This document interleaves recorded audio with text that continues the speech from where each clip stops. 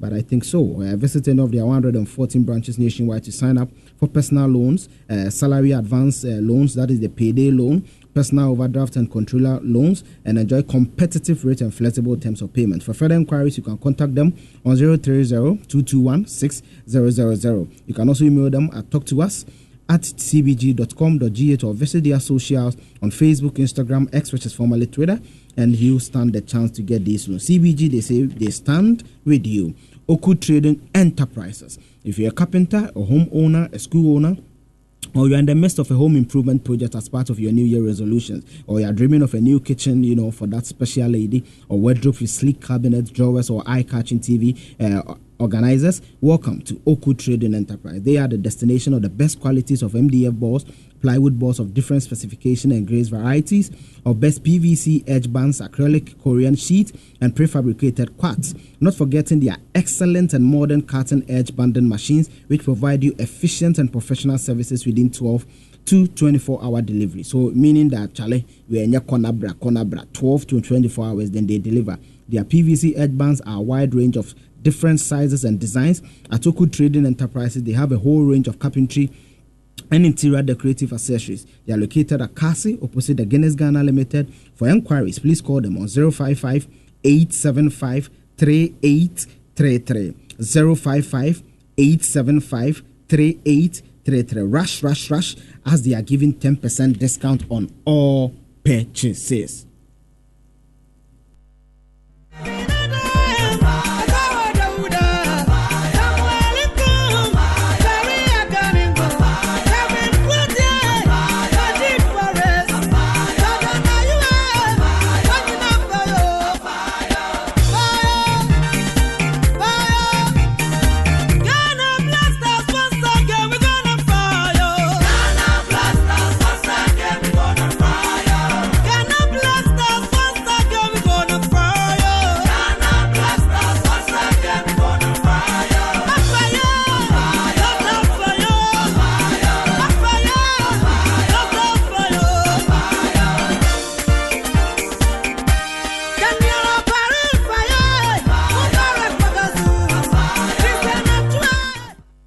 I earlier told you today we'll be delving into the heartbeat of Ghana, which is football. And maybe because it's win a little bit, but we all know that football is the passion of the nation when it comes to Ghana. It's a game that unites our nation in warmth and celebration. And for decades, football has not just been a sport, it's a binding force that echoes through our street, unites us in jubilation and color our spirit of national pride. Ghana has a rich history when it comes to the African Cup of Nations, which began in 1957, coinciding with when Ghana also gained its political independence from its colonial masters.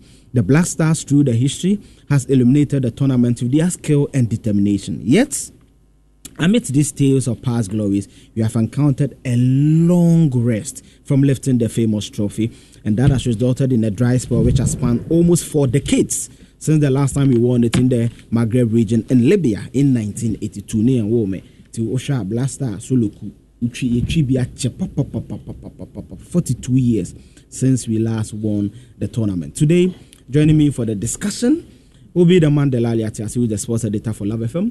I also have Bismarck Owusu-Bempah, who is also the sports editor for our sister station in Share FM, and Fifi Manfred, who is a sports journalist with the Multimedia Group Limited. So on Monday, Chris Hughton announced his 27-man squad for the job in the Ivory Coast, which is neighboring, one of Ghana's neighboring countries. And before we start the conversation, I want to just give you a wrap of how the events have been. So Ghana has qualified for the AFCON. Last week, there were news that the team was going to train in South Africa, Johannesburg. And that was the news that came. There was an uproar on social media, traditional media, people saying that, Charlie, how is it that we are going to play a tournament in Ivory Coast, which has a similar climatological, and please forgive me, I'm a climate science student. So basically what it means is that it has the same weather conditions as Ghana. So where are you going to camp in a similarly colder Johannesburg? Then later, I think 3 days or so, if I'm wrong, correct me, 3 days or 2 days later, the GFA said upon other considerations, the team will now camp, for me, a place I describe as the Mecca and Cathedral of Ghana football, Kumasi. So that was what happened last week. Then this Monday, Chris Hughton named the 27-man squad. Well, there were some notable names that were missing, Thomas Tepate being one of them. We will come to that later, but let me give you the list. So When it comes to the goalkeepers, we have Richard Ofori, we have Jojo Wallacott, we have Lawrence Atizigi, who's been the number one for some time now. When it comes to the defenders, we have Ali Duseidu, Dennis Odoy, the professor, Kingsley Chandler, Gideon Mensah, Abdul Fattah Hamid, Nicholas Opoku, Daniel Amate, Salisu Mohammed, and Alexander Jiku. When you go to the midfield, we have Baba Idrisu, Elisha Owusu, Abdul Samet Salis, Richard Lamte Kotoko, which has generated a lot of talkability on the Ghanaian local scene, Majid Ashmiru, Mohammed Kudus, Andrew Dedayu, and the other guy, I don't know whether I can mention them. Is it Kodjins Droffa or whatever? Just mention the Yeboah and be free. There is RD, so I don't know the other. Is it Ransford? His first is Ransford Yeboah. So Ransford Yeboah. Just okay. keep to the Ransford Yeboah. Thank you, Della, for saving me. When it comes to the wingers, we have Usman Bukari, aka Cristiano Ronaldo. We have Joseph Peso, Jordan Ayew, Ernest Nuama. And on the forwards, we have Inaki Williams, and Delali gave us an update where we are not too sure about the injury situation when it comes to Inaki. There's Antoine Semenyo, who is on form with Bournemouth, and there's also Jonathan Sowa. So these are the 27-man squad that Chris Hilton announced on Monday. Yesterday, the team landed in Kumasi. They did their first training. They were supposed to do the train at the Baba Yara Sports Stadium, but we are being told that the conditions there didn't allow the team to do the training, so they had to go all the way to Abrankese, the Kwame Chase Sports Complex, where the home grounds of Nation FC, to do their first training. But last week, when the news broke that the team wanted to, let me start with you. When the news broke that the team wanted to do camping in South Africa, and it generated a lot of concerns. That, why South Africa? Later, the GFA communicated that upon other considerations, and we are being told that it was even a government pressure. How did that news come to you? I was a bit surprised because for me, the FA had done their plans. And knowing very well that the government is the paymasters, I'm very sure, or I thought that they would have consulted with the government before making public some of these pronouncements, especially where they are going to have their training camp and all that. So if they did inform government, how come then it's government pressure that resulted in this U-turn? Climatically, honestly speaking, I think that would not have been the right place for us to train. But when it comes to facilities too, there may be one who also defend the FA and say that, well, if you want to talk about good pitches, you want to talk about good gyms, you want to talk about having your peace of mind, your tranquility, with no interference from friends and families and all that, then maybe South Africa would have been an ideal place. But things are hard in Ghana now. And so whenever we talk about these things, the first thing that comes to mind is about the money we are going to spend. No one can convince me that the money we're going to spend in South Africa was going to be less than what we are going to spend when we're in Ghana here. At least even the airfare, the cost alone is huge enough. So in trying to acclimatize, knowing very well that South Africa is much colder. If you want, you can just check. Last Saturday we checked on the weather condition in Johannesburg, South Africa today, and look at that one for Ghana and La Côte d'Ivoire. You get to know that Ghana and Côte d'Ivoire are around the same range as compared to South Africa. Now these are and most of our players, ply their trade in Europe, and they are already in that cold condition already. And so why don't you let them come around West Africa? And make sure that they are acclimatized before they get to the tournament base in La Côte d'Ivoire. So that is it. But I think there's also a wake-up call for Ghana to know that we need to have quality pitches. We need to have equipment. We need to have a place where the national team should be camped, so that when it gets to this time like this, we'll not be struggling to even get a pitch to train on. Because now, Abrankese was not part of the plans. But when they went to the Baba Sports Stadium, it was not ready. So they had to use Abrankese. But they are talking about the weather. I just checked. When you go to Johannesburg, they are doing about 20 degrees. Ghana is doing about 27. Ivory Coast is doing about 23. So it tells you that, yes, Ghana has a temperature that mimics. By the middle of the day, if you check, you will see it very well. But they are talking about the pitches, and I think there's a bit of a detour. 2 weeks ago, we saw FIFA release their accounts detailing how various member associations have drawn money from them in terms of FIFA forwards for projects and all that. Yeah. In 6 years, between 2016 and 2022, Ghana received close to about $9 million, $8.6 million to be specific. Okay. Now, when you compare what you've done with the money to other West African countries, even minnows in football, Mali, Niger. So it comes back to the point that what do we do with this money? Four World Cups. The Mali example is what I think we should all be following now, because I mean, Mali is not struggling for pitches today because they've constructed an ultra-modern sports complex that is going to house not just the senior Malian national team, but it's going to house all national teams of Mali. They have all the facilities that replicates that of a 5-star hotel. Facility for the players to, to accommodate them in comfort. They have it there. What do we have in Pram Pram? What sort of pitches do we even have in Pram Pram? So it get back to, we go back to the question that, so what has all those monies been used for? What has those monies been used for? You ask yourself, because look, if in 6 years we've been able to,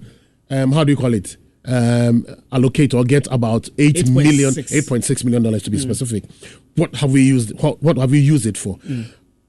I think the FA should be able to tell us something about what they've used this money exactly for. Because they're listening to, and when you look at Mali, when you even check our performances against them, all levels, we can't stand them.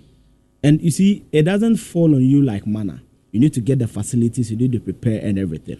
Imagine Ghana coming to Kumasi, and let's say there's a certain football village that Ghana has built. 4 World Cups, Germany.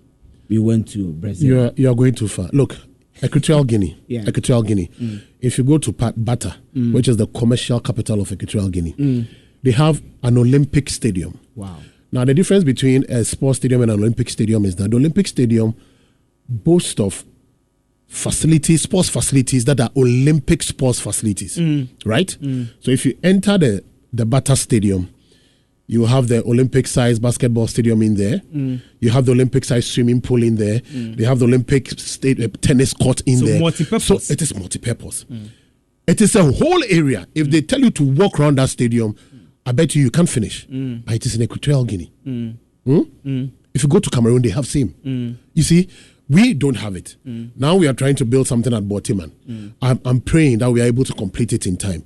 But Ghana, we don't have it. We don't boast of anything. And so we talk a lot, but honestly on the ground, we don't do much. We don't do much. And so you ask yourself that Ghana, you see, it got to a point where even Ghana, we had to move to neighboring Togo and Benin to go and do our national athletics trials. Yeah. Can you believe that? Because we don't have quality tartan tracks in the country. The last time I saw pictures of Elwak and I couldn't believe it. We don't have quality tartan tracks in the country, so we had to trek to Togo and Benin to go and have our national trials. And that's the same thing that is happening to football. But for football, we see some money coming in. I'm asking, and I keep on asking all the time that, so at Pram Pram, that Ghana Man Soccer Center, what are we doing there to make the place habitable so that we can decide that, look, we will not, in any time we have national teams that are supposed to come, that is where they are going to come. I think we need to focus. We need to start doing that. We need to direct our focus in there and make sure that, look, any money that comes in, we need to do that to elevate the status of the facility to make sure that, look, when it comes to matters of this nature, we will not find ourselves wanting, because as we speak today, we find ourselves wanting. The Black Stars might not get the best of preparations that they will need for the AFCON, because now they have to look for a second option, which they didn't think of. But then you ask yourself too that, so if the Black Stars are not going to come to Kumasi to go and play, does it mean that we will not maintain our pitches, our stadium? But are we not going to maintain it? But even before we continue, so the reason why I've not announced whether we are on Facebook is that we are having a technical issue.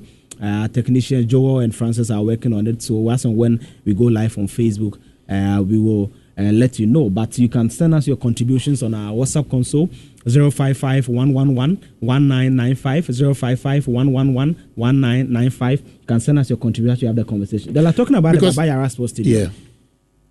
For me, I honestly think that the Ashanti Regional NSA, the gentleman there needs to be applauded. You know why? I think a month ago, Zando and I had the privilege to go to the stadium. And when I entered, Mediama was playing there. Dreams FC was playing there. There were actually Division 1, Division 2 matches happening there.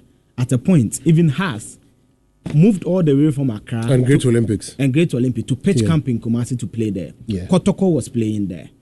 I mean, how do we expect the turf, to accommodate all this pressure? Okay, so it comes back to the GFA. I mean, in choosing South Africa, was there a plan B that in case we are unable to get to South Africa, this is where we are going to fall on, or this is where we are going to train? This is where we're going to have a camp. So they said they had six places in mind. There are plenty countries in there. Yes, so if Ghana was part of the options, right, what did they have to do? They have to scan around to look at where they can get the best facility. It's as simple as that. And start working on that facility to make sure that our training camp starts on the 2nd, right? By the 2nd or by the 1st or by the 31st of December, we should have that facility ready to host the Black Stars. We didn't do that. We sat idle. We sat aloof. We were just watching because we said we were going to South Africa.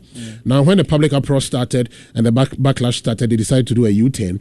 And then it tells you straight away that the Kumasi or Ghana was not really an option at all for the Ghana Football Association. So it was rushed. Yes, it was rushed. It was a rushed decision. Because as we speak. So where are we now? Today is 13th. Today is the 3rd, sorry. Yeah.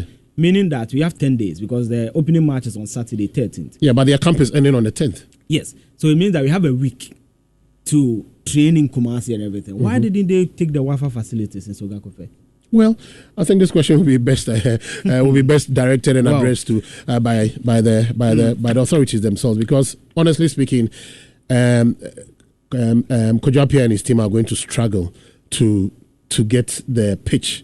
I've seen pictures today. I've seen videos of the pitch. They are trying their best to their possible best to make sure that it will the Black Stars can use it for training, but whether that best will be enough is going to be difficult. Now they have the odious task of trying to make sure that they'll get even the greenery of the pitch because in this weather. Yeah. You understand? Yeah. So they have to do a lot of watering in there. Meanwhile, when the team was coming, or when they decided that they were going to use Kumasi as their base, officially, they never wrote to the National Sports Authority. The Ghana Football Association, they don't write to the National Sports Authority. I spoke to officials of the FA and asked that, have you consulted the people in Kumasi? The office that I spoke to said, no, it is not my office who is supposed to do that. It is the other office who is supposed to do that. And so I don't want to go and do it. And then they'll tell me that I'm stepping in. I'm trying to, do their work for them. And so they all sat. Powers. Yes. They all sat. Separation of powers. So they all sat down until I think 3 or 4 days ago or 3 days ago, when then they called the NSA to tell them that, oh, okay, we are coming. When he knew about a week earlier. You see, in this kind of establishments, we need an official documentation before we are able to move. If you don't have any official documentation, it's difficult for you to move on your own. Because if you go and request for funds to put the stadium in order for the Black Stars to come, where is the letter that shows that the Black Stars are coming to train? You said request for funds or credit items, because I know the NSA mostly works with credit. They will go and credit the items and hope. Well, I'll say funds because at least for this Christmas, the Accra Sports Stadium was utilized for a lot of events, and I'm sure they would have ripped in some money from there, so they could have done better. But so that's the preparations that we are having so far. I'm just hoping that the Stars will be able to make do with what they have, what is at their disposal, and it's just a short period. We should be able to overcome all the the obstacles, the challenges, and make sure that we go to Cote d'Ivoire in a good shape and good mind. Yeah. So now let's come back to the team proper. On Monday, Chris Hughton announced the 27-man squad. There was the inclusion of a local player, Richard Lamptey, which had generated a lot of talk. Before we come to look at the various departments, our strengths, where our weaknesses lie, and all that, one of the key people missing on the list was Thomas Partey. Yeah. I know that though I'm not a sports journalist, I know that there are several times where Dede has been included in the list, and the explanation will be given is that he provides a certain leadership that no other person provides. I know Thomas Partey is the deputy captain of the team. Do you think that, irrespective of his inability to play, he should have been part of the team? And how? Because when you even look at us now, there are some people who believe that Declan Rice is very young and all that, but Thomas Partey has a certain depth to the team that nobody does. Do you think we miss him that much? Do you think he should have been included for his, leadership, style and maybe camaraderie that he'll bring to camp? I don't know what leadership style you're talking about. I don't know whether you've seen him in leadership positions before anyway, but I don't see why we should invite somebody who is injured, who is not going to play. It doesn't really, it doesn't make sense. I mean, he's not fit. He's not been playing for Arsenal for a long time. He is now gradually trying to recuperate. We don't need him to come here. You see, there is a procedure medically for those who are injured. By now, the Arsenal medical team have a way of trying to make sure that he gets a steady progression back into the team. We can't disrupt that plan by inviting him to a national team camp for a tournament that he's not going to play any role at all in. Meanwhile, the English Premier League is still in session. And I'm very sure, and I know that Chris Hughton, as you heard him in that insert I played earlier, and we can play it back again, they've been in contact with the Arsenal medical team. And for sure, they feel that the man will not be ready for the competition. As for his influence and whatever it is at the camp, well, I don't know much about his leadership qualities and what he commands in the Black Star setup. But if he's not match fit, he's not ready for the tournament, fine. Dede Ayew has been with the Black Stars since 2008. For God's sake, let's not be making those comparisons. We all know the charisma he brings to the team. I have had instances where I've been against the decision to invite him if he's not ready to play, or even if he's clubless. But even after that, there were some matches that he was not invited because they felt he was not ready. Now they feel he's ready and he's in camp and he's the skipper of the side. No two ways about that. But for Thomas Partey, I think that it was no surprise to many, to all of us that should we start looking beyond him based on his injury profile? You see, we need to know what exactly is wrong with Thomas Partey. They've been tight-lipped about that. All we know is that he's picked up an injury, he's done this. But if you listen to Chris Hughton critically, he says that this has been one of the most serious injuries Thomas Partey has had. Can we just play that insert again? One of the most serious injuries Thomas Partey has had. And so I don't know how serious it is, but from what he says, it tells me that they will need to have patience with him. We can't just say that we are overlooking him for the future. I sincerely think that he's still in there. If he recuperates very well, he starts playing again. We will need his influence in the national team. So I think that I have the voice now, so that we can listen to Chris Hughton. Partey, who for sure, and I say this not in a detrimental way to the squad that we have, but he's one of our most important players. This we know, and withstanding his injury, he certainly would be in the squad. We know that. We know the quality of player that he is. But this is a player that has a substantial injury, and I've spent a lot of time over this period of time with Thomas, and also engaging with the medical staff at Arsenal Football Club. They will treat this injury with caution. So will the player. This is a big injury for him, and the biggest injury that he's had. And the most important thing for me as head coach and our association is to give him the support that he needs through this period of time. From all the information that we've been given, the timelines of his... So, when I listen to Chris Hughton now, there are three words that stands out for me. It says substantial injury. Yeah. The biggest injury he's had so far. And we need to... give him time. Yes. It says that we need to... he's been engaging them, and they have to be cautious. About this one. Yes. About this injury. So it tells you... It's huge. It's huge. Yeah. So... I don't think we really need him into the Black Stars not to come and do anything at all. For us to come and pay him and all that. No, but there are some when they saw Partey's name excluded, I think that it was foreseen. Yeah. But there are some who believe that when you even look at Partey's contribution to the Black Stars in the last 3, 4, 5 years, he's not added much. There are some who even say that they are not memorable memories of Thomas Partey. Yeah. In the Ghana maybe team. Apart from when he scored that goal that gave us qualification to Qatar 2022. Yes. Yeah. Do you think that we should look beyond him? We don't need to look beyond him now. Let's wait and see how he recovers from this injury. Then we can start that discussion.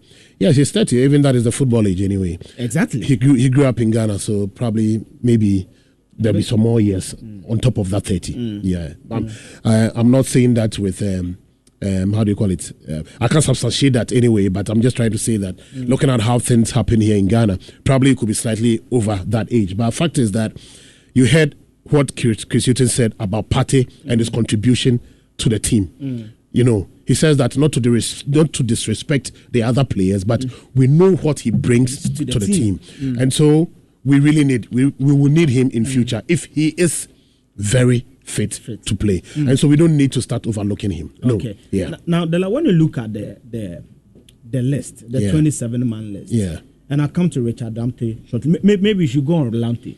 Oh, but before Lamptey, there were still some players who had to be overlooked because of injury. For Tariq Lamptey, for instance, he was going to be a very influential player for us, but we've seen how inconsistent he's been. Inconsistent. I think the last time he played for Brighton Hove was in October. After that, he's not played again, and he's been sidelined by an injury. And so he's not fit to play. Now we also have someone like Kamaldeen Sulemana, who plays for Southampton in the Championship.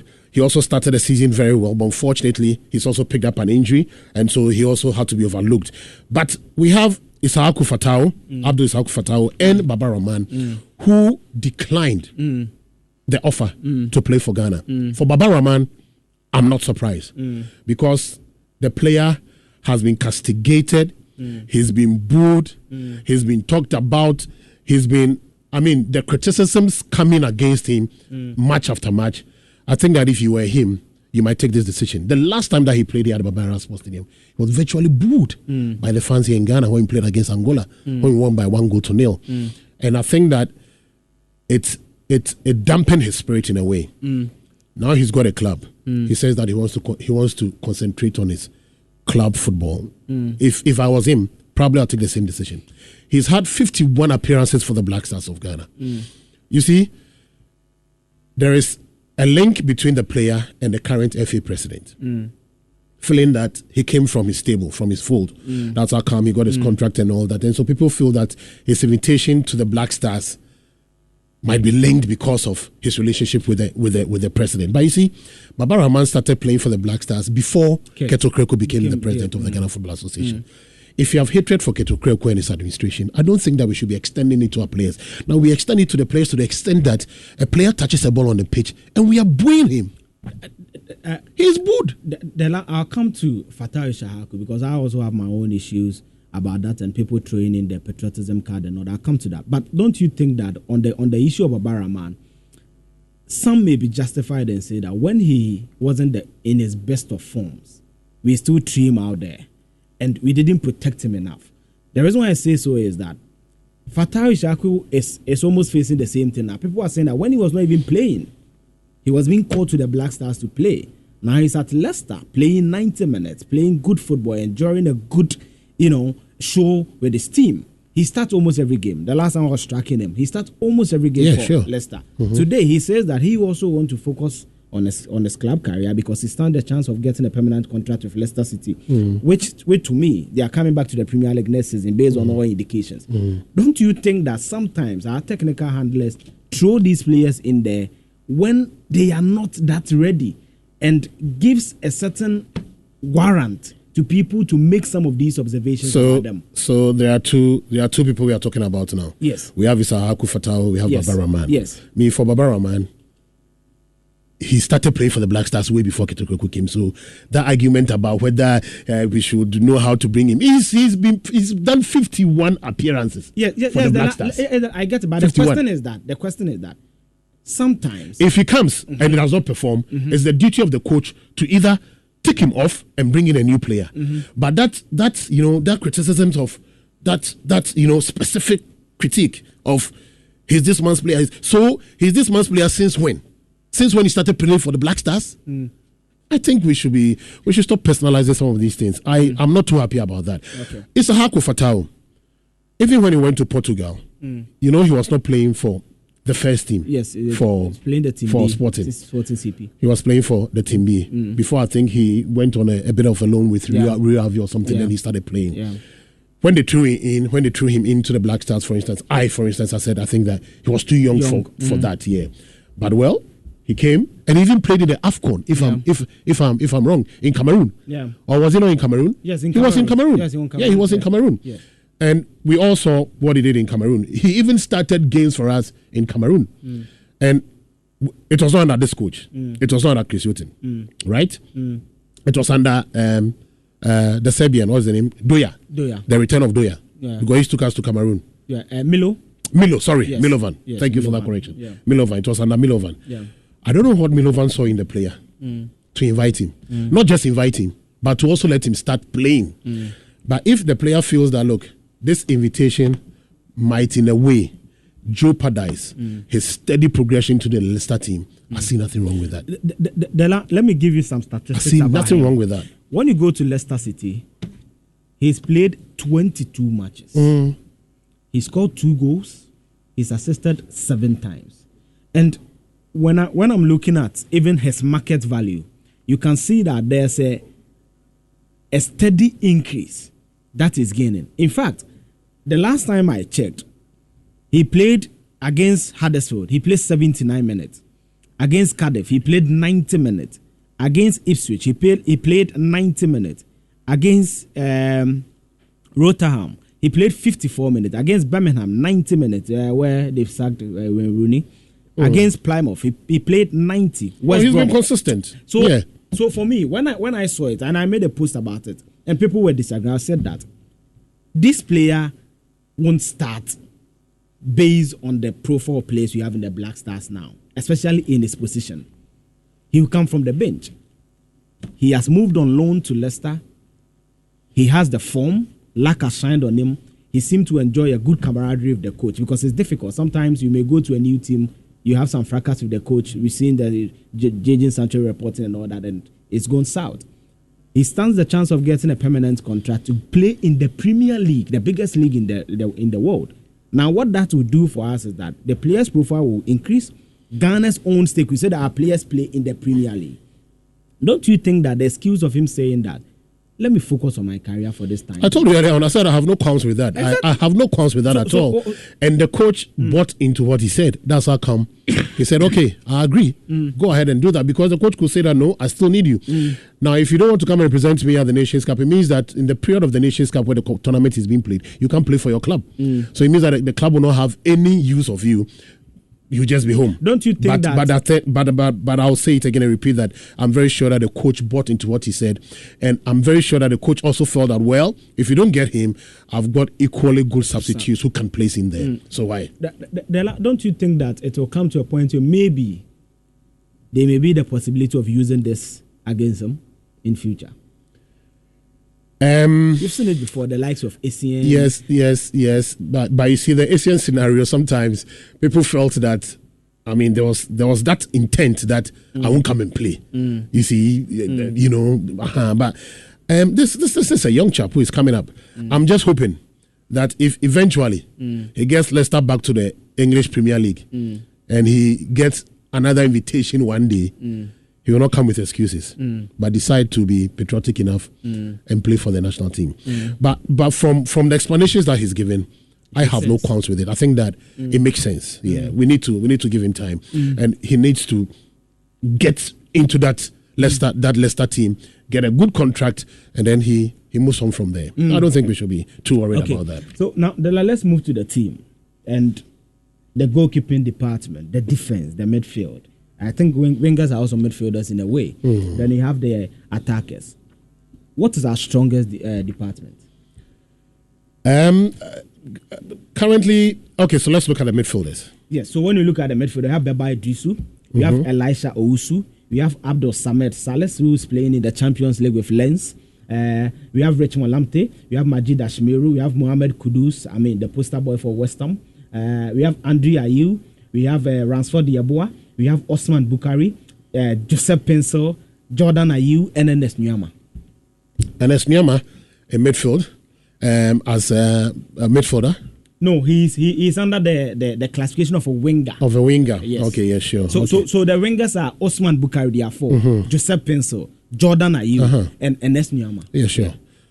I will always feel that we our midfield has always been strong, and it will come up as one of our strongest departments this time around. Put into perspective that we know Majid Ashimeru and how he's been playing in Switzerland, and although he was overlooked in Belgium, Anderlecht. Anderlecht, sorry. Yes, although he was overlooked for a while, in recent times he's come up, and he's deservedly been called to the Black Stars. He's a strong guy. His technical ability to read the game, position himself, how to lay passes and all that, I think he's one of our best. Then we talk about Kudus. He's 16 games for West Ham. He's a love wire. 1 assist. Yeah, he's our star boy. He's the main character of the team now. But one thing that I think that he needs to be spoken to about is the fact that when it comes to Ghana, I think he hangs on the ball for too long. He needs to distribute the balls on time. Yeah, we need that from him. But apart from that, if you look at our wings, Jordan, we've all seen what he's been doing for Crystal Palace. In fact, I think just recently I was looking at a story which says that he's been adjudged as one of the best dribblers in the English Premier League. In the league, I think that in the league, over the weekend I saw a stat. I wish Fifi was here. I think he is the most fouled player in the Premier League. And in fact, I think last season also he was Crystal Palace's best player. But when you look at him at Crystal Palace, it comes to the Black Stars. They are two different contrasts. Most people think that he doesn't even give 50% of what he gives to Crystal Palace. Is that so? Yeah. Most people of that are of that conviction about Jordan Ayew. You see, when it comes to the Ayew brothers, I always feel that there are some people who have a mindset about those boys. That is it. That is what I think. That there are some people in Ghana here who have a certain mindset about the boys. But look, when we talk about consistency, in the national team, I think that Jordan has been one of our most consistent players in the team. He also has his lapses. I mean, when he's on the ball, he doesn't lift his head. He wants to go all alone and all that. But ever since he started operating from the wings for the Black Stars instead of the middle, I think that his contribution to the team has been good. Yeah, it has been good. And he's going to be, whether we like it or not, he's going to be one of our key players in the competition. No two ways about that. But Kwesi Appiah said something in his interview that I played earlier this morning. He says that he's hoping that Chris Hughton will be bold enough to select players who deserve to play. To select players who deserve to play. For me, although Jordan is very good, I can vouch for somebody like Osman Bukari because if you look at his pace on the wings, on the flanks, he's that type of winger who will trouble, the laterals. Give them. I saw him in the Champions League. Brilliant play. Let them sweat. He has that. He has that pace now. But question is, can Chris Hughton be bold enough to, let's say, drop Jordan and start him, or is he going to start Jordan and later bring on Osman Bukari? I mean, these are the questions that we need to be asking. And I'm sure that Kwesi hits the nail right on there when he says that Chris Hughton should be bold enough in his selection. Yes, before we listen to Kwesi, I was just checking the stats of Osman Bukari. He's played 16 games. He has 4 goals, 5 goals and 4 assists. When you even check the Champions League, he's played 6 games. He scored 2 times and assisted twice. It tells you that, Charlie, he has some form in there. And I believe that, as the last said, and Kwesi say we should make the right choices when it comes to it. Let's listen to the former gaffer for the Black Stars, Coach Kwesi Appiah. Ghana is not a club. Ghana should always be competent with having a lot of players to choose from, and any players that the coach chooses, I'm with the coach 100%. The only thing I'm hoping for is the coach being bold to take decisions as to who should play or who should be on the bench. Once he's able to do that, looking at the list, I think they can compete at any level. Thomas Partey. Yes. So, as he said, when you select best men and put them forward, we can compete at all levels. But when you also look at the team, I think that you basically conclude, right, that our midfield remains our best department.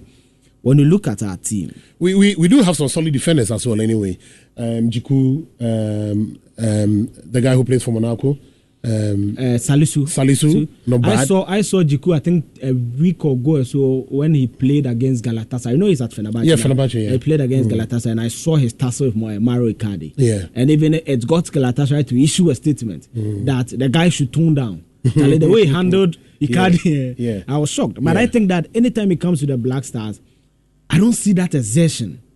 It seems with Jiku? Yes. It's really? Yes. Oh. Because I think he gives us it all. He's been given his all in time he plays for the Black Stars, and he has been one of my best center midfielders, center defenders for the Black Stars for a while now. So, for you, the combination at the back, should it be Jiku Salisu or it should be Amate? Amate should be in there.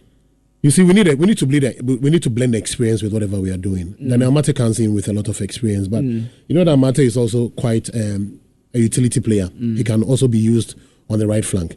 Dennis Odoi, for me, might not be too sharp, but he's also got the experience. When it comes to that middle, you need someone who plays a left in the center part of defense and someone who plays on the right.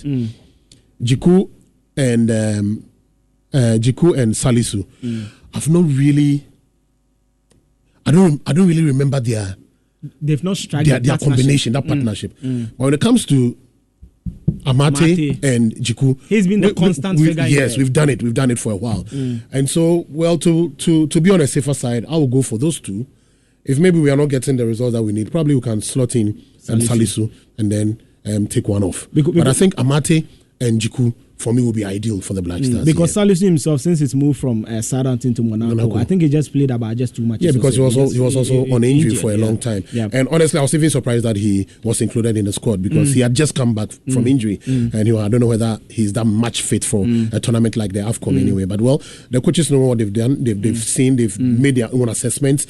I'm sure they will speak to the medical team of the various clubs to find out, to ascertain how ready and how fit they are for the competition. So, well, we see what's going to happen. Now, Dela, when you look at the fourth, Inaki, Williams, Antoine Semenyo, who has been on a brilliant form with Bournemouth, assisting Solanke, banging in the goals for Bournemouth and all that. He seems to have the confidence of the new coach, Ariola, and he's playing him. There's Jonathan Soa. When you go to our goalkeeping department, there's Richard Ofori, Joseph Wallacott, Lawrence Atizigi. You say the midfield and the defense seem to be our strongest assets going into this AFCON. What's our weakest department? Our weakest department. We've not been able to score goals, lately. Although our men up front might be scoring for their clubs. Inaki, for instance, this season has got, I think, 12 or 13 or so goals. Yeah. But so when you go on the league, he has 8 goals. 8 goals. 3 assists. 3 assists, okay. When you check the all competitions, he's gone, I think, 12 or 13. Yes, because in the Europa League, he also scored 3. So you are right, 11 goals. Yes. So he scored. But unfortunately, when it comes to Ghana, we don't see him scoring. Many claim that he's not getting the supplies, he's not getting the needed, supplies from the wings and all that. He's being played out of position. We need to use him in the middle. Others are claiming we need to use him on the wings. You see, in club football, you can be playing on the wings for your club, but when you come to the national team, you can also be deployed to play maybe in the middle. You understand? All we need is to get the results from you. Finally, he got a goal for the Black Stars. But on the club and country analysis, don't you think that when you also play the player out of position or not at his favorite position, we saw instances of Kwaja Sama where he complained over a period about how he was being deployed in the Black Stars compared to how he was playing in Juventus. Don't you think that will have a certain bearing? Because if a player has played just about 16 matches, scored 8 goals in the league, I'm just using the league, or even this season, played 20 matches average, scored 11 goals, that is almost like every 2 games there's a goal. He comes to the Blacks, he cannot score or even give us glimpses of his ability to score. Then he raised question about how he's being deployed. I'm sure professional players should be able to adapt to systems. You don't just say that this all suits me, so that's all that I can do. I think you should be challenging enough. Because the coach who deploys you in the national team also has reasons why he feels that you should be deployed in this manner or in this way. But you see, when it comes to the Black Stars, since the floodgates has now been opened for, Inaki Williams, for instance, I'm sure that his confidence is going to go much higher. I'm sure we are going to see more from him in the AFCON in terms of getting the goals for Ghana. We can only wish and pray that he does get the goals. I think that with his current club form, he should be able to replicate that with the national team, the Black Stars. We need to get something positive from him. Yeah, sure. When you check Semenyo has played 17. You see, Semenyo, we were all making a case for him to start games, but the day he started game for the Black Stars on 2 occasions. No, for Semenyo, we didn't see much from him. When I but when Semenyo, he comes on as a substitute, the next 20, 25, 30 minutes, you see the energy he brings. And so I think that maybe that's the way we should be deploying him. When I see Semenyo play for the Black Stars, it reminds me of a player like Divock Origi. When he starts, you don't see much of him. But when he comes off the bench, that's where you see the best of him. He's able to read the game sitting on the bench and coming in. Just what I think. Now, when you check Jonathan Soa, so he's also from Mediama. So meaning that there were 2 local boys. No, there are 3. There's 1 defender also from Mediama. Oh, okay. Yeah, so 3 local players. Oh, okay. Nuruddin. No, there are 3. Oh, okay. Yeah, so when you check Jonathan Soa, he's played in the league 8 matches. He has 4 goals. When you check the CAF Champions League, he's played 6 times and he scored 3. Not a bad scoring form. Yeah, it's not bad, but I mean, we are talking about the African continent anyway.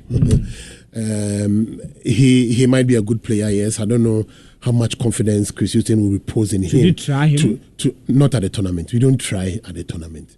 You should have faith in whoever you're taking to the tournament to deliver for you.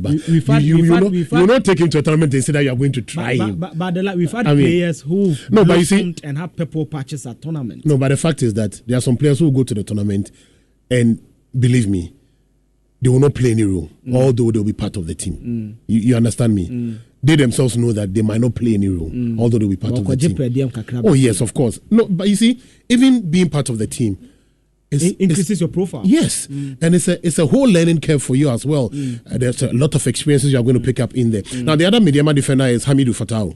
Yeah, Hamidou Fatau. Okay. So we have 3 local players in there. So Jonathan Soa, he's doing well. Many a times people will say that we need to repose confidence in our local players and all that.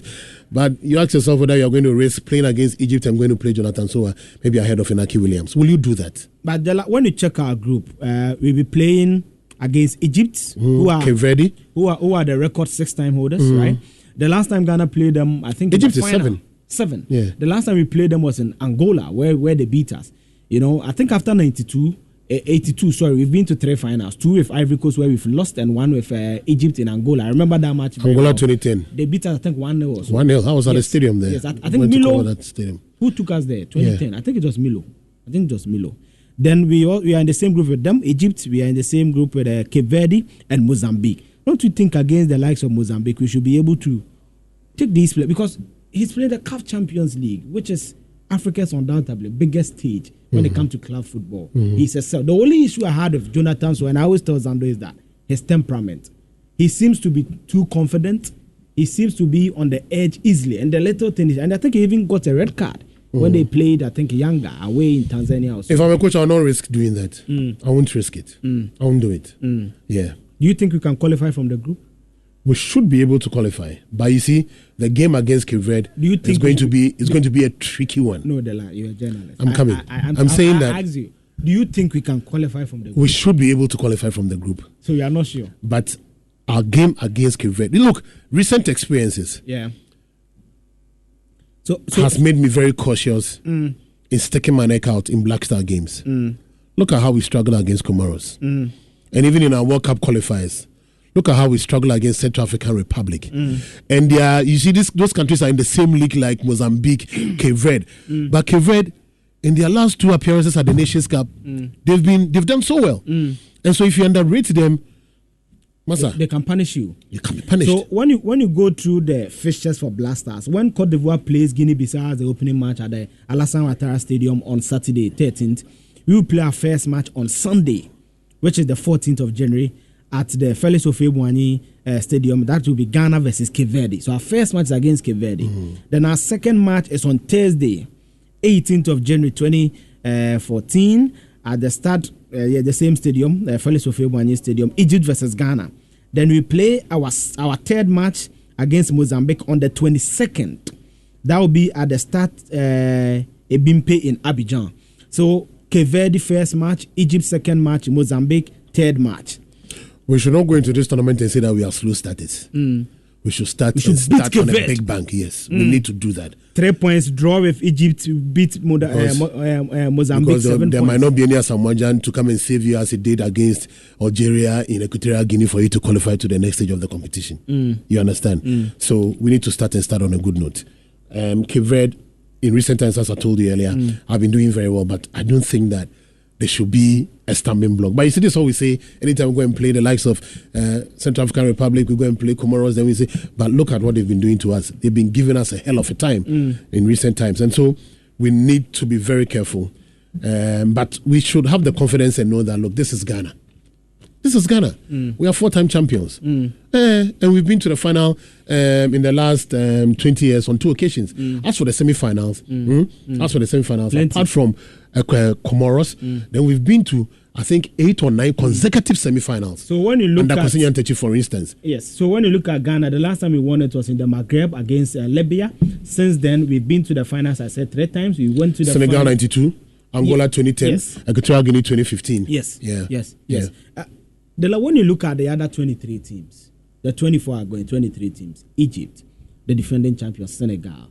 There's Nigeria. When you look at the platoon of attackers they have, I mean, Boniface, Victor Osimhen, they have Iheanacho, Leicester City. I mean, they have an array of stars. When you look at Cameroon, they may not have a lot of stars, except maybe in Buemo for Brentford, they have Onana in there. Which of them are your favorites? Maybe your top 2 favorites? I think Senegal will always start as favorites for me. No 2 ways about that. What makes them favorites? Not Algeria. What makes them favorites? No. Senegal has been consistent on the African continent for a long time. And you see, their progression and their rise in African football is not just based on their senior national team. It's from the under 17 coming. It's been a project that they've been on, and they've really made sure that they've done it to the best of their abilities. You cannot overlook them. We cannot. What overlook about Morocco? them. They were semi-finalists in the World Cup. Yes. So I mentioned one. Second might be Morocco, and then maybe I'll add how do you call it? Nigeria, with the depth of their squad. Yes, but for me, Senegal and Morocco will always be my favorites for this tournament. Yes. Sure. Your dark horse for this tournament? Say again. Your dark horse for this tournament? The dark horse. Well, I've really not thought about the dark horses in here, but you see, as I keep on saying, countries like Cape Verde cannot be overlooked, should not be treated as minnows any longer in African football. So we need to be very careful and very wary of them. But I'll have to maybe take a look at the other groupings quickly once again to just check out who my dark horses will be in there. But so when you look at Group A, for example, Group A, we have Cote d'Ivoire, the host. We have Guinea-Bissau, we have Equatorial Guinea, and Nigeria. We two Nigeria, Cote d'Ivoire. Okay. Group B, we have Mozambique, Cape Verde, Ghana, Egypt. Egypt. Cape Verde in brackets. Group C, we have the Gambia, Guinea, Cameroon, Senegal. Senegal. I think this is a tough group. Oh. Gambia and Guinea will try. They will try to, wrestle muscles with them. But Charlie, at the end of it, Cameroon and who?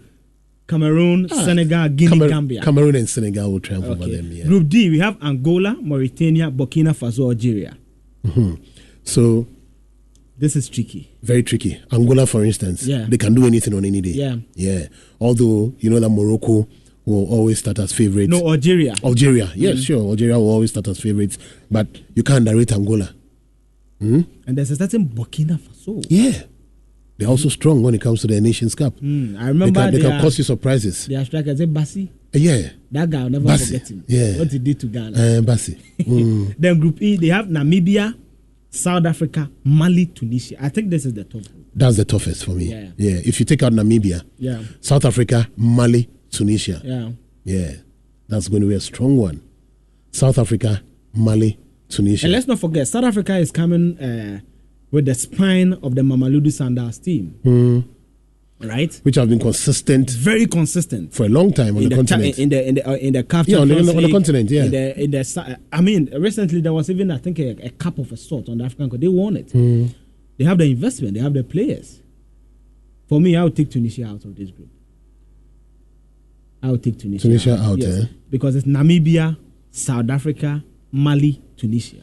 Mali are strong. South Africa also strong, but Mali has you can't write off Tunisia as well. So we should just check out what's going to happen between those two teams when how many people qualify? It will be the top 2 and the best 4. And the best 4, yeah. Okay. Sure. Then the last group we have is Tanzania, Zambia, DR Congo, and Morocco. That's a cool tricky one. Morocco. DR Congo, Zambia. It could be either together with Morocco. Wow. Either of the two, yeah. I think that the groups are fairly aligned. So let me just allow our listeners in now. You can call us. You can also send your contributions on WhatsApp 05511111995, or you can also call us 03220-83596, 03220-83597, 03220-83598. The simpler question is that, do you think Ghana can break that 42-year gens in Ivory Coast? Are we winning the AFCON in the Ivory Coast? You should not be talking about winning when the competition has not started. Oh, say Ghana there. Yeah, the Empire Christophe, good morning. Good morning, the research man. Yeah, how are you, sir? I'm fine. How are you doing too? The Lale Atiase. Christophe. The Manchester Burger. Afua Panama. That's right. The Nancy Menchia is doing the listening of SGMO, and then Mr. Akuto say, and then my boss, David Akwete, we the honor say, on that, we did that. You see, let me say this. Why are we always pessimistic about things? Whether we have a good team or not, we should tell ourselves we are going there to bring the cup together. We should be very optimistic. You see, when you do that, you are putting that kind of fire in the players that look, you can do it. And then I don't also want to hear that Ghana we are late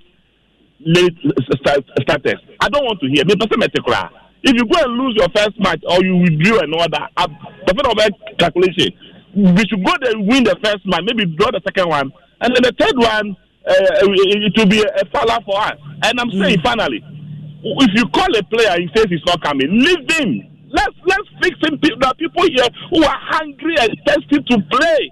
There are people who want to get recognition. So let's give them the chance to play. Okay, and let's use our local players and they will play. Thank you very, very much. So you can also join us on 03220-83596, 03220-83597, 03220-83598. Let's speak to Back Bonnie. Hello. Bonnie. Hello. Yes, please. Please, can you lower the radio sets? Kindly lower the radio sets around you. Please go on. The American say, okay. You defend this, no. Almost been 2 minutes. At the ball form, and strikers, no. Also, move back. At the Saber board defenders, no. But show more. I say a good ball of this, you know. You share what you say and form. Also, 1 year day. So, what do you say? A person, A9, one more time. A9, you're very robust. Oh, see, I'm funny a damn from one.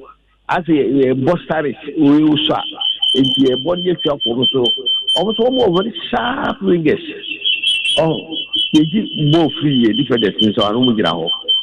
And yet, also, almost a Tibor Field, somehow, when you are rush back, be defending. Oh, and that born or more mannequin. Or more papa mannequin.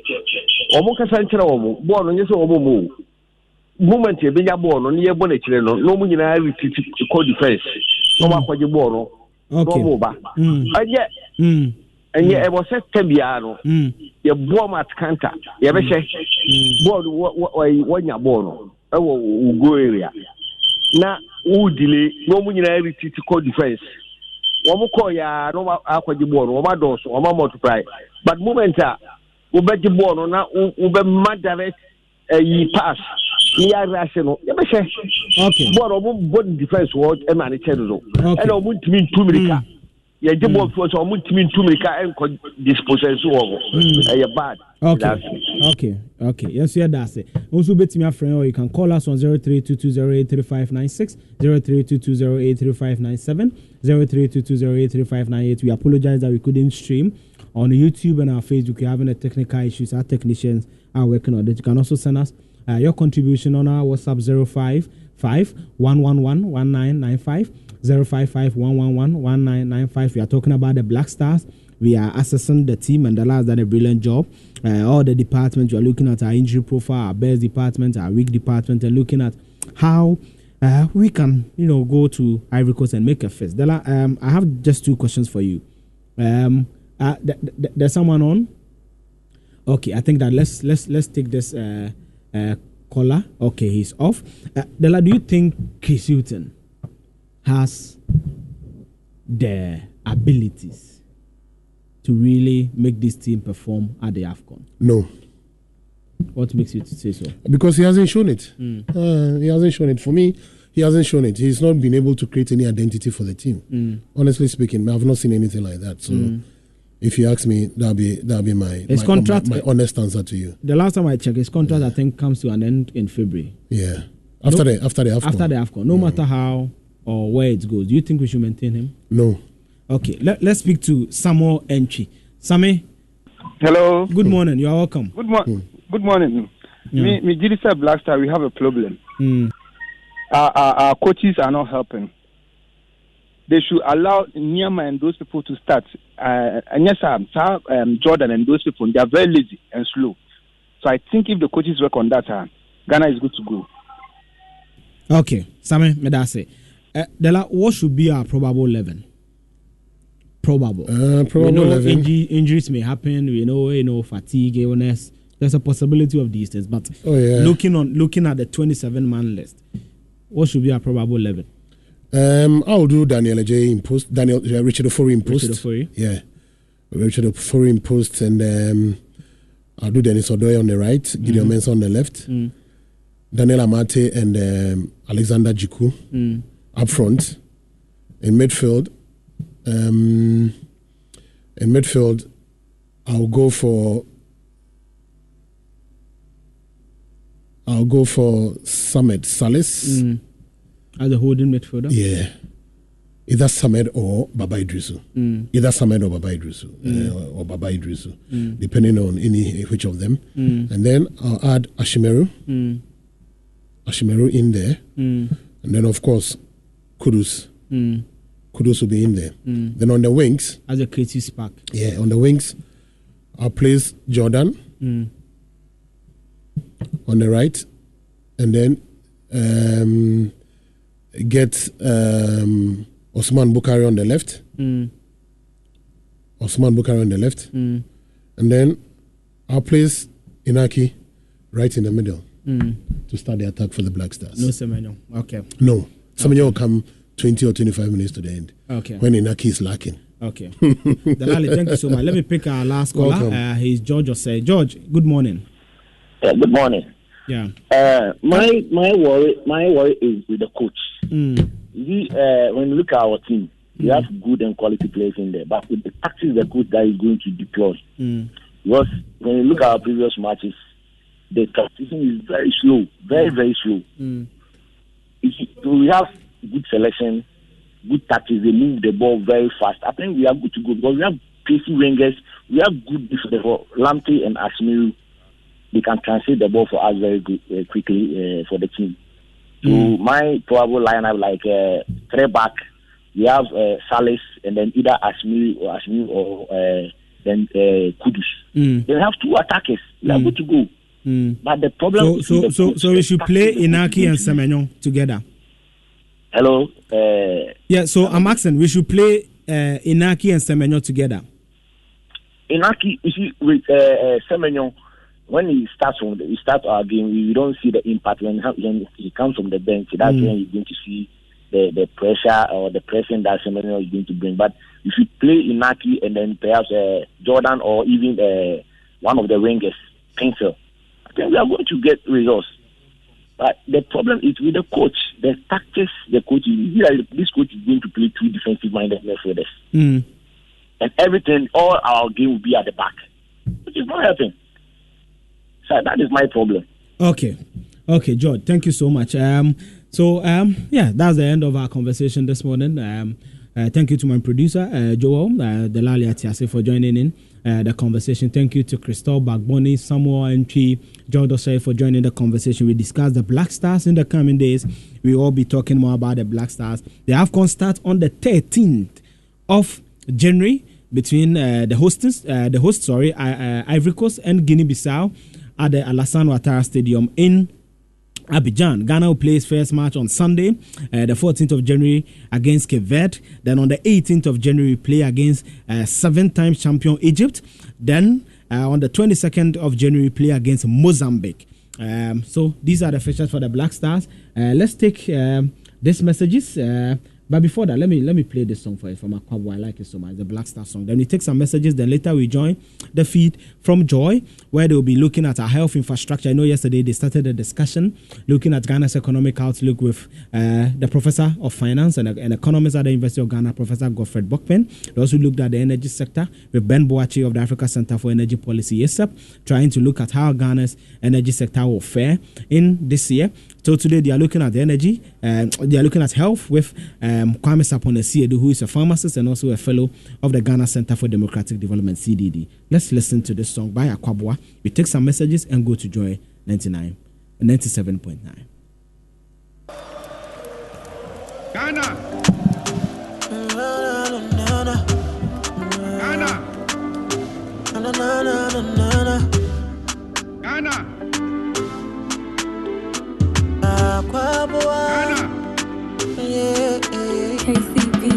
This year we go do wonders. We go show progress. We go conquer with prayers. What did they do, dear? Concert. We go run kitty kitty. We go score kata kata. Black Stars we come with fire. No retreat, no surrender. Hey, bring back the love where you say you get for your country. Forget the past, but we move on. Cheers to victory. Bring back the love where you say you get for your country. Forget the past, but we move on. Cheers to victory. I know that it won't be hard. We know that the road will be muddy and rough. Can't see a bear when I am fair. Heaven knows that, but I am and I am fair. We know we will. Now be the hit it. Now be the hit it. Now be the hit it. Now be the hit it. Get a bona, lick and kibble. Get a bona, lick and kibble. Get a bona, lick and kibble. Get a bona, lick and kibble. Get a bona, lick and kibble. Get a bona, lick and kibble. Get a bona, lick and kibble. Get a bona, lick and kibble. Bring back. Yes, that is from Akwabwa, and that's a beautiful Black Star song now. Let me just take you to Joy. Now they are having a discussion with the Executive Director for the Africa Education at Kofi Asare on education, and there's been a lot of exciting data being churned out on the discussion. So let's join the feed. We'll come back and have more music.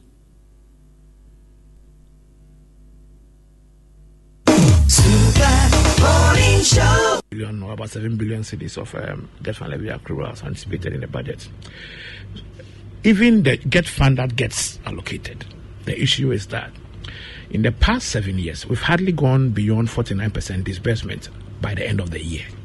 So you allocate, 1 billion, and at the end of the year, less than 500 million is released. So the issue with get fund is both adequate allocation and, most importantly, very, very, very slow disbursement. This year, as I mentioned, 90 million was allocated for building new schools. That could have built 90 new schools, at least it's something to start with. But by the end of the year, the last time we checked, end of November, not even a CD, had been disbursed on that line. Some funding had been disbursed on the furniture for basic schools. 15 million was allocated, but about 6 million had been disbursed, but no procurement activity happened in a year. Not even a single desk procured from the 15 million allocated for furniture and the get fund. So the issue is about releasing the allocated funds from the finance ministry to get funds to use, and then also affecting disbursement, or if you like, budget credibility. That is a challenge we have, and until we are able to, until the Ministry of Finance is willing to release what has been allocated under get fund, and not only get fund, and most of the education budget lines like free senior high school suffering the same, significant inertia in disbursement. Until the finance ministry fixes that, we are going to have a gap between allocation and disbursement. Does it also matter what we are using the money from Get Fund for? Does it also matter where we are spending this money? I mean, besides what was legally put together in that act as the way to spend the money, as against what's currently happening, is that also a problem? It matters a lot. It matters a lot, especially where we are in a year where we are very we are cautiously optimistic about seeing any significant investment in basic education infrastructure. Why is it so? Because originally we all know that get funds, pride of place in terms of priority was infrastructure when it was being conceived some 20 years ago. Mm-hmm. If you look critically at the get fund of today, it is doing less of infrastructure. This in the past year, out of about 2.1 billion allocated, infrastructure component is about 35%. Mm-hmm. So it's doing a lot of goods and services, procurement of goods and services, IT equipment, scholarships. That takes a sizable chunk. Okay, so infrastructure share of get fund is about a third. So I'm not saying that it's not important to buy laptops. I'm not saying that it's not important to buy textbooks. I'm not saying that it's not important to provide scholarships for needy students. That's what I'm saying. But what I'm saying is that the primary focus of Get Fund was infrastructure. And that is why if you look at the CAPEX, the capital expenditure budget of the Ministry of Education, which is for infrastructure development, it's always single digits. Yeah. You understand it? Because they rely on Get Fund. So if Get Fund is also ending up being a net, supplier of textbooks and tech equipment and scholarships, and MPs monitoring and